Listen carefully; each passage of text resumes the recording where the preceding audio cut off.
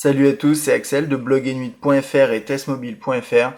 Dans cette vidéo, je vais vous présenter un shell, une surcouche qui existait déjà depuis un certain temps sur les téléphones Nokia et Symbian S65e édition et qui là est apparu en fait pour Symbian 3, donc pour notre N8, qui s'appelle SPB Mobile Shell. Donc c'est un logiciel qui coûte environ 30 $, qui est disponible aussi en version d'évaluation. Donc là je suis sur une version d'évaluation, mais c'est exactement la même version normalement que vous trouverez voilà, si vous l'achetez, que vous aurez si vous l'achetez.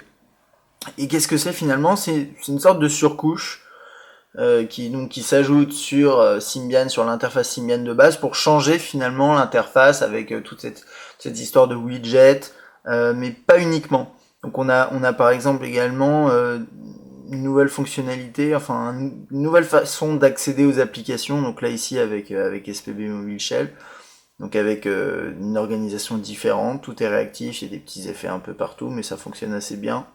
Et qu'est-ce que ça fait?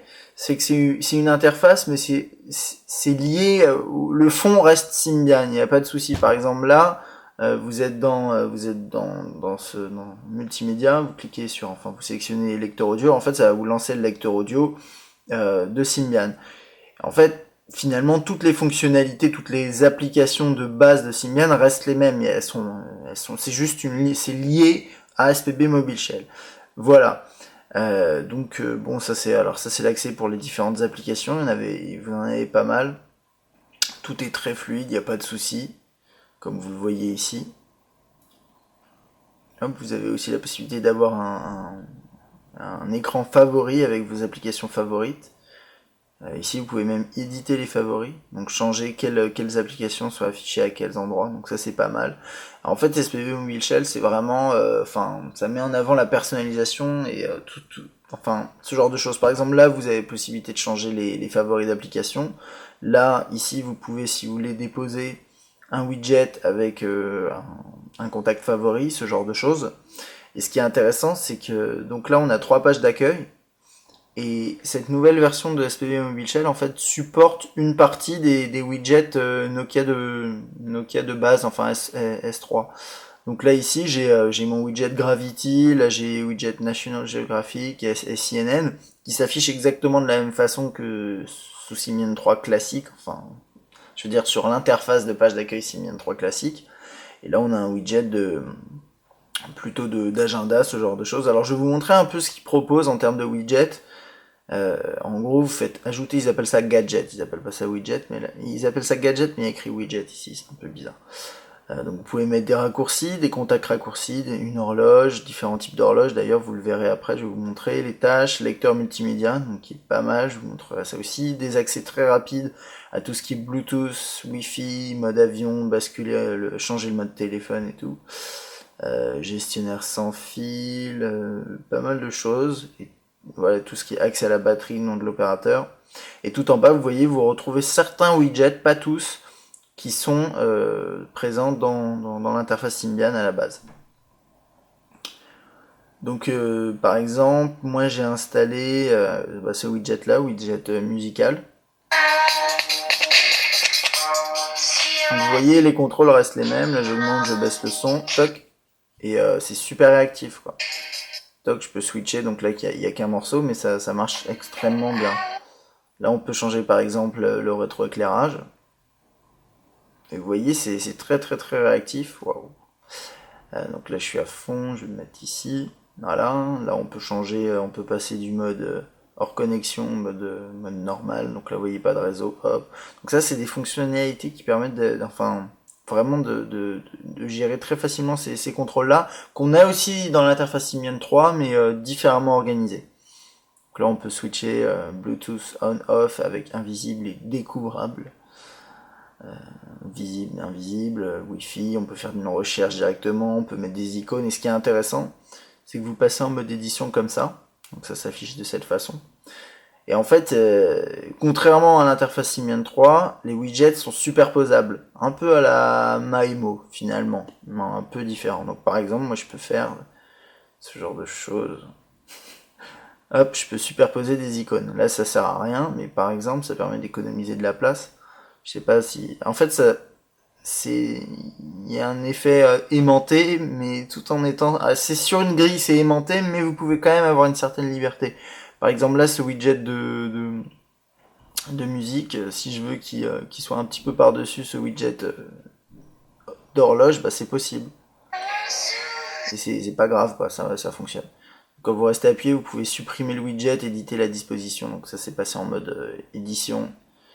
Et également, qu'est-ce que j'avais? En fait, c'est là que ça se passe. Et changer le modèle. Alors ça, c'est sympa. Parce qu'en fait, pas tous les widgets, mais certains widgets ont différents modèles. Donc là, il n'y a qu'un modèle pour le widget apparemment de son. Mais je sais que pour celui-là, celui avec l'heure, on a différents modèles. On a petite, grande et moyenne. Par exemple, si je mets grand, bam, ça va la mettre ici. Donc ça, voilà, je peux faire ça. Bon là ça ressemble à rien, mais en gros c'est pour vous montrer que vous êtes relativement libre en fait dans ce que vous pouvez faire. Si vous cliquez ici, vous accédez au lanceur, donc ça c'est ce que je vous ai montré tout à l'heure. Là vous pouvez accéder au contact rapidement également. Donc là j'ai aucun contact, mais en fait c'est très visuel, vous pouvez rajouter des favoris. Donc, je les ai pas mis ici, mais en fait vous avez le nom qui s'affiche avec la vignette. Si vous allez ici, vous accédez à tous mes contacts. Je vais pas vous montrer mes contacts, et là pareil. Je crois que j'ai fait le tour à pas... Alors là, ici, si vous sélectionnez ça, ça va revenir directement à... en fait, à l'interface de base. Il faut savoir que l'interface tourne derrière, et derrière, ça me permet de vous montrer multitâche. En fait, SPB Mobile Shell intègre aussi également un autre système de multitâche. Alors moi, je le trouve intéressant, mais maintenant... celui intégré dans Symbian 3 est mieux parce qu'on a un aperçu en fait de l'application quand même. Donc bon, c'est pas forcément très intéressant.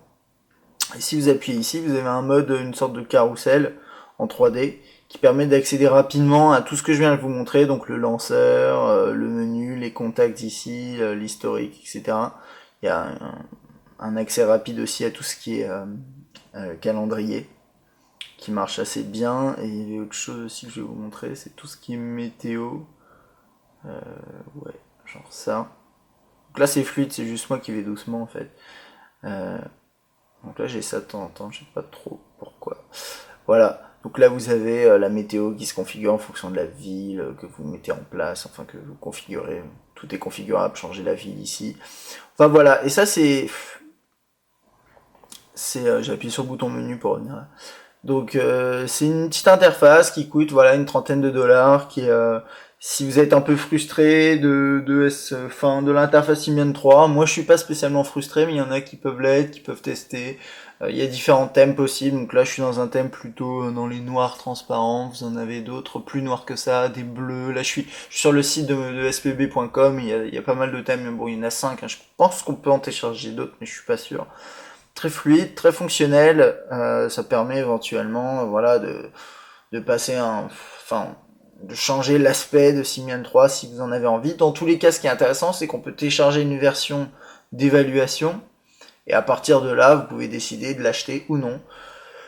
Donc voilà, c'était cette petite démo, ce petit test de SPB Mobile Shell sur le N8 sous Symbian 3. Sachez que c'est un logiciel qui est disponible dès maintenant et qui fonctionnera aussi sur tous les appareils Symbian 3 et qui fonctionne déjà notamment sur les appareils sous S65e édition comme le N97.